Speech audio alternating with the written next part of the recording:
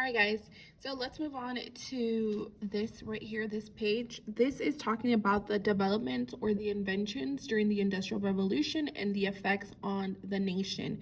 The first one is the cotton gin by Eli Whitney. It is going to increase the need for more slaves. So slavery will expand because of the cotton gin. The next thing is interchangeable parts. Same thing by Eli Whitney.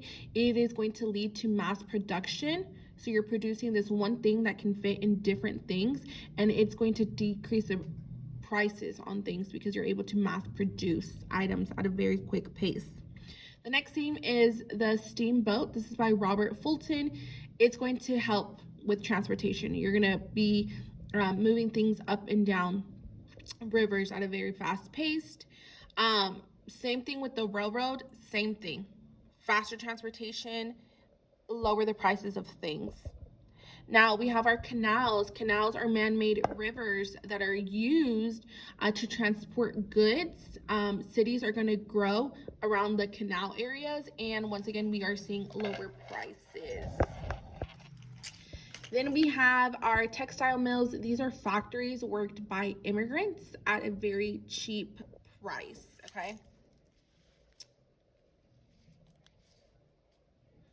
All right, and then we have our questions right here, questions 27. What does free enterprise mean, and what are the 5 pillars? Free enterprise means little to no regulation from the government, okay? Some of the pillars are entrepreneurship, profit motive, okay? Don't worry about the rest. Then 28 says, what impact did urbanization have on America? Well, we're going to go from a very rural to a very urban area. We are going to see cities population exploding. So you're going to have a lot of more cities, and the population is going to grow extremely. 29 says, who provided cheap and inexpensive labor during the Industrial Revolution? That is going to be immigrants who are going to come from all parts of the world, but we focus a lot on the Chinese, Irish, and the Germans. The Chinese are going to be working on the railroad, okay? A lot of them are going to be in California working on the railroad, maybe searching for some gold. The next one is the Irish. They're here because of the potato famine back home. And then the Germans are here for political problems. There's problems back home, so they're here for a new opportunity. So then we're gonna go right here. Okay, here we are matching. Okay, number 31, matching. So the Bill of Rights is H. It's the first 10 amendments that were added to the Constitution after it was ratified. The Virginia Plan is D. It's a plan for representative. Basically, it's a plan for representation. It favors the big states, and you are going to have 2 houses based on the population.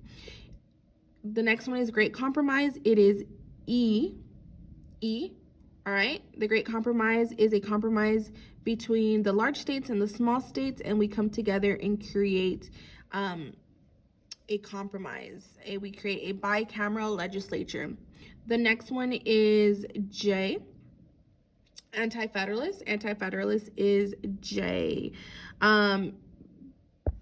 Anti-Federalists would not sign the Constitution unless it had a Bill of Rights. Let me skip this up. The next one is Shays' Rebellion. It is A. Shays' Rebellion was an uprising in Massachusetts where farmers were upset. It showed the weakness of the Articles of Confederation. The next one is Federalist, which is K. K is were people who supported the Constitution and they wanted a strong central government. The next one is weaknesses of the Articles of Confederation. That is I. You weren't able to tax. There was no president, no courts, no armies, no power to regulate. The next one is New Jersey Plan. That is C. It was a plan that favored the small states. They just wanted one house based on equal representation. The next one is Federalist. It is G. That's John. This is the Federalist leaders. That's John Adams, James Madison, George Washington, Alexander Hamilton. Then we have the U.S. Constitution. This one is F. F, it's the new plan for the government drafted in 1787. And then the second to last one is a 3/5 compromise. That is B. B. All right, the 3/5 compromise is an agreement over the issue of representation for slaves. We're only counting 3 out of 5.